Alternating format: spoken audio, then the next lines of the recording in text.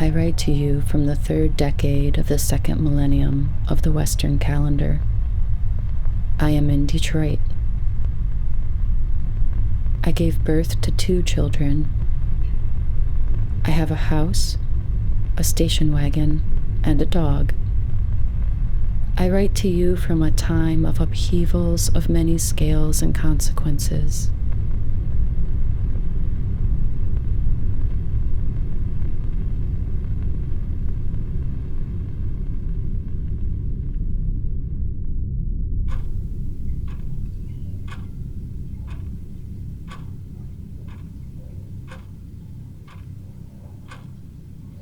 You once told me our lives are made up of a series of leavings, remembering generations of leaving.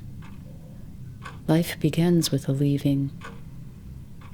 Some think it a moment, a few hours, but really it's just the beginning of a lifetime of slow separation of one body, making itself discrete in space and time.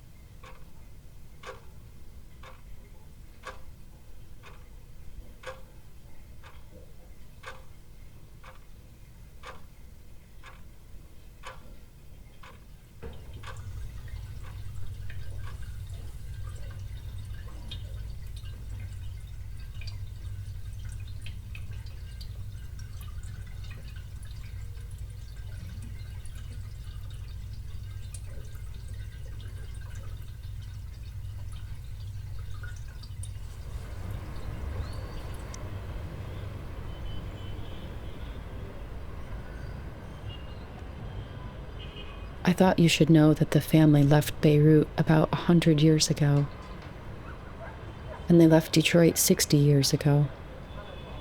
I am on a return cycle. I am traveling on a return path, circling back to these places. I am tracing a line that curves, etching a groove that deepens with each pass.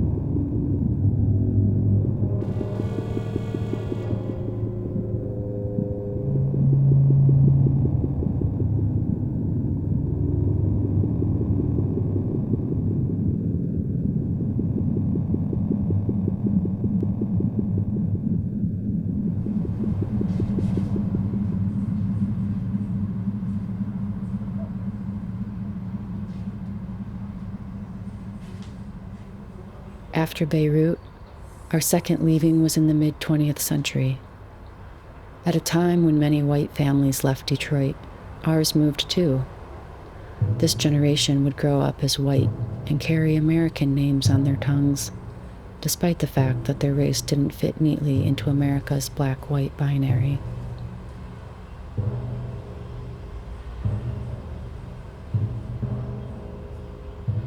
I've heard some from that generation rehearse racist myths of justification, as if their own families were always coded white, and they had been pushed out by the city's black mayor. This is what lines do to us, drawn in the dirt, telling us that we are not like them, they are not like us. These are the overlapping exclusions that divide us.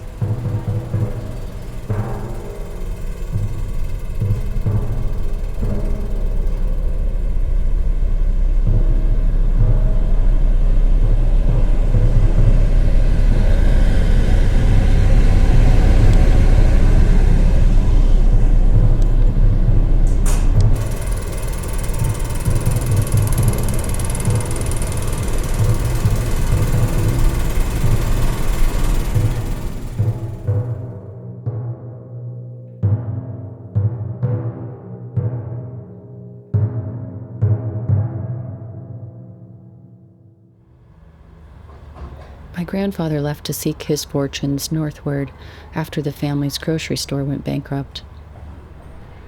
One can only guess what would have happened if he were white, but the only reason I've been told was that his generosity made him a poor businessman. Whatever the reason, this time the leaving was closer to me in time.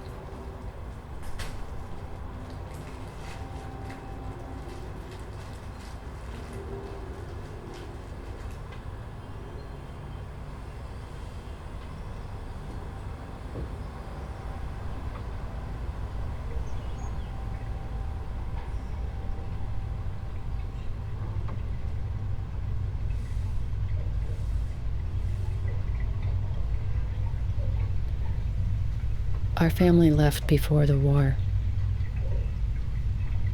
Our family left before the explosion. Our family left before the rebellion.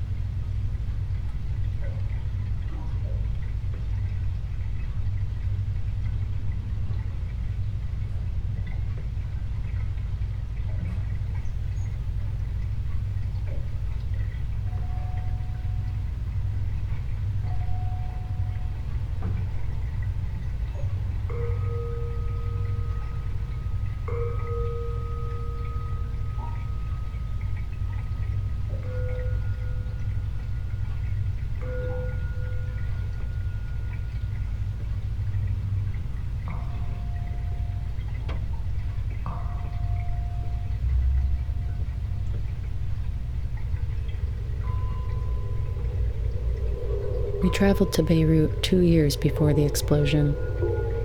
We sat and looked at the port daily from our balcony, not knowing what fates lay ahead. We joked that we were going to find my family. I knew it was futile and that my name was common as dirt. One day we were driving when I shouted, "Pull over!" There was a grocery store called Yezbick's. I ran inside and told the owner that I too was a Yezbick. He told me his son went to MIT. I paid him for a bag of peanuts and left.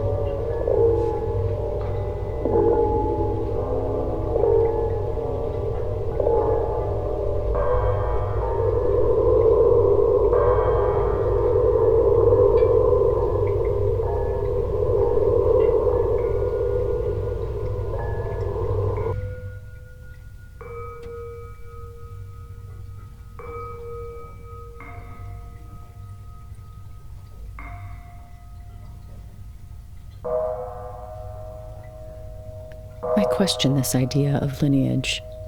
Straight lines through the patriarchy. So-and-so was the father of so-and-so was the father of so-and-so. Beginnings and endings. I longed for circles. Only circles can be endlessly expansive in all directions. They go around and around and around, folding back on themselves even as there is movement.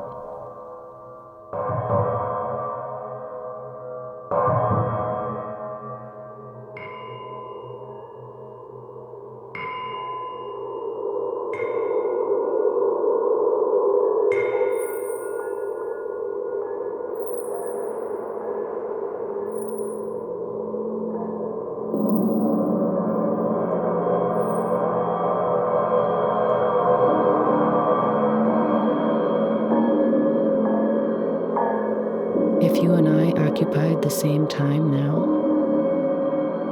we would not speak with a common language.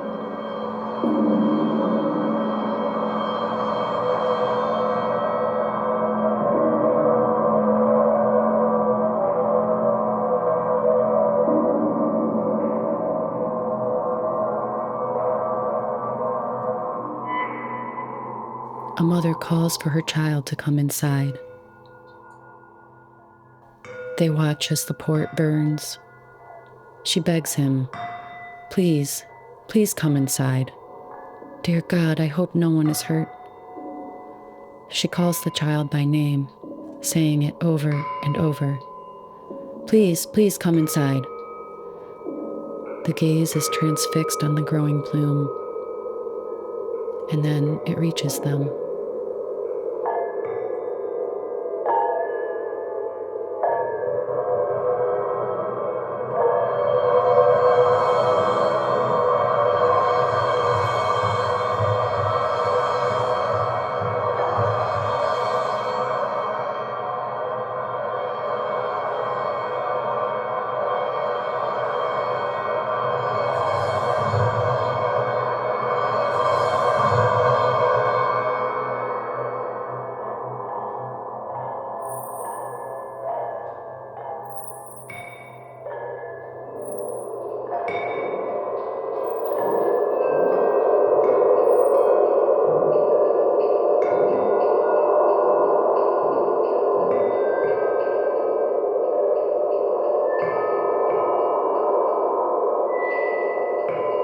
I try to conjure an image of you in my mind.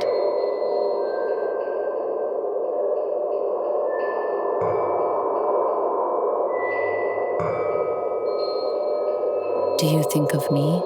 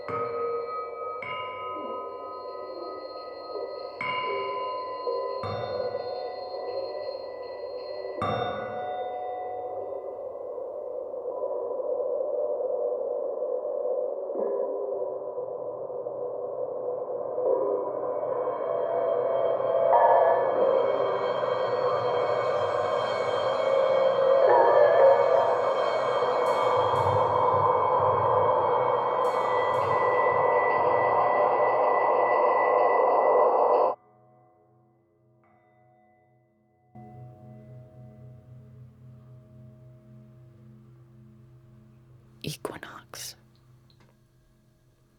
In the middle is darkness, and every second of every day after brings a little more light.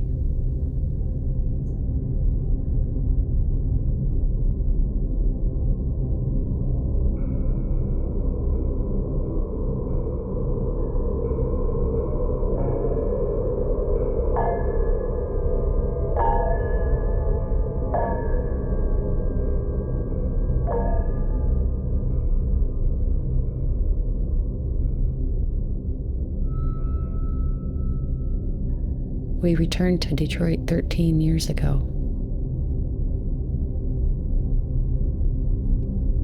You once told me that things get messy in the corners of the day. I didn't know what you meant at the time, though your words stuck with me.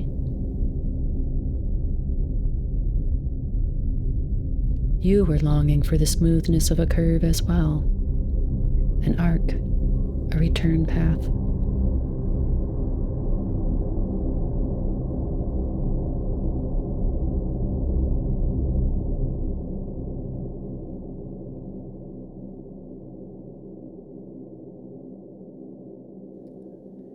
The kids are 4 and 6 now. Writing a letter to you. Time and place. Can't help but wonder what you would say.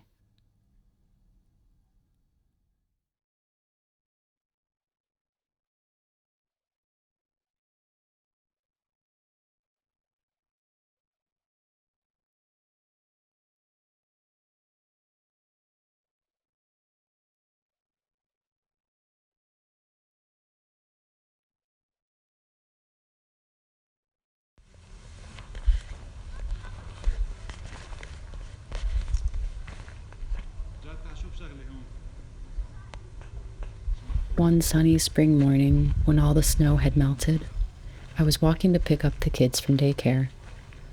Tears started streaming down my face. It was if for the first time I knew that the only thing that makes my kids a part of my family is the attention we give to each other daily.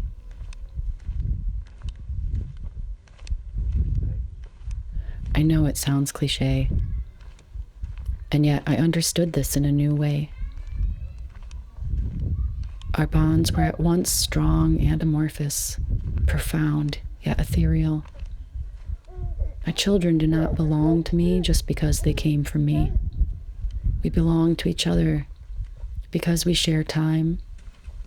We are traveling in the same arcs, momentarily, adrift but together.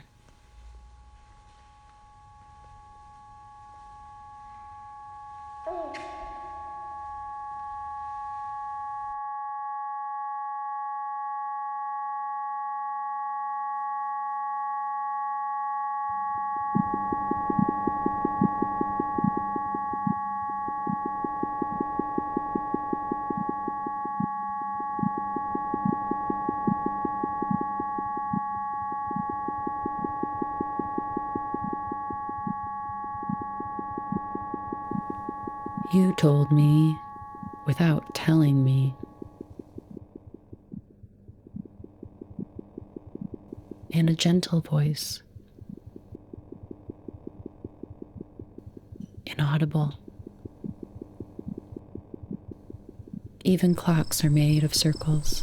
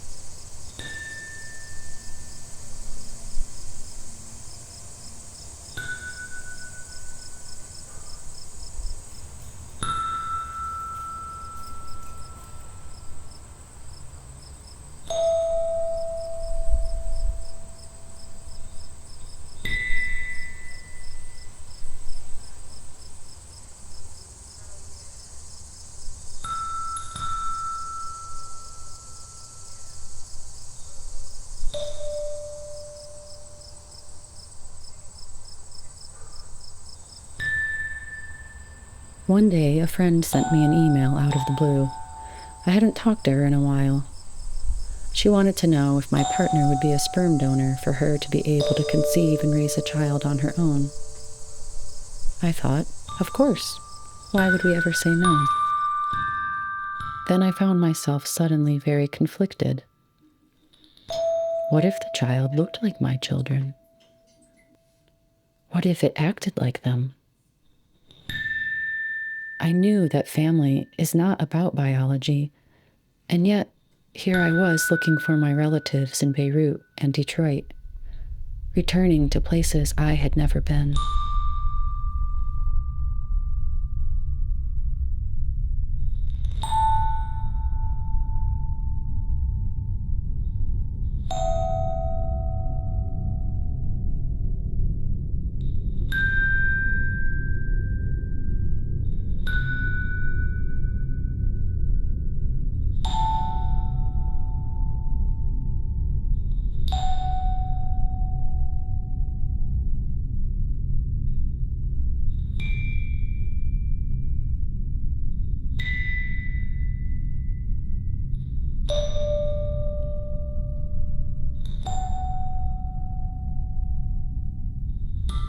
My children travel their own arcs.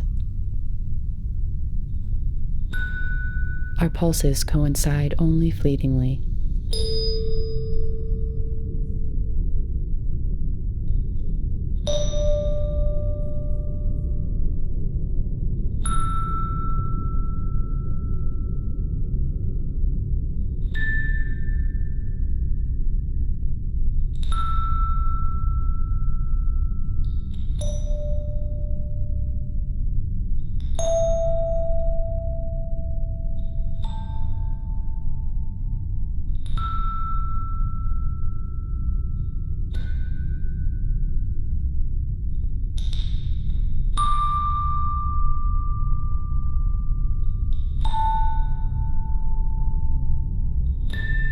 I haven't written to you in a while.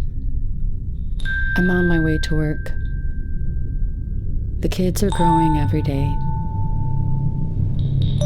wonder if you'll get these messages, or if it matters.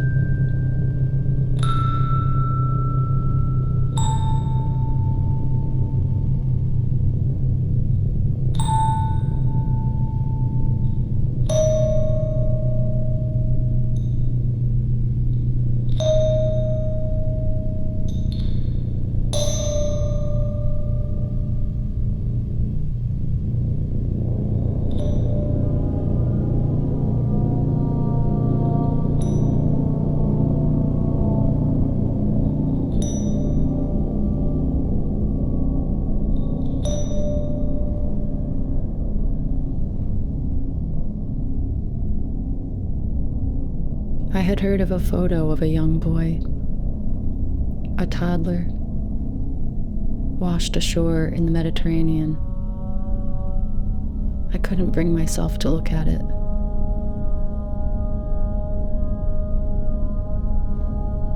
Yasmin punched my ribs, floating safely inside me. This child was not seeking a motherland, only a hand to wrest him from the wake.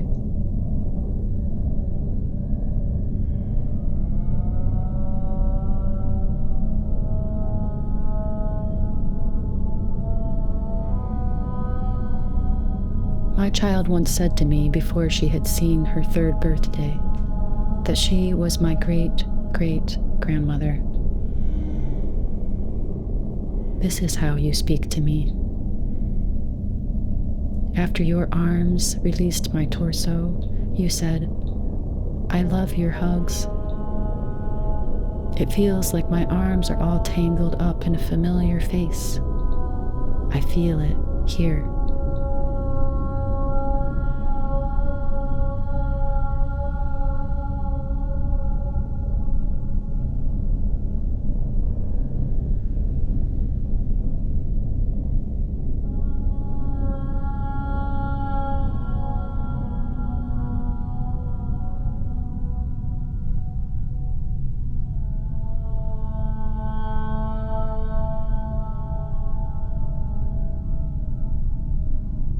I write to you from the third decade of the second millennium of the Western calendar.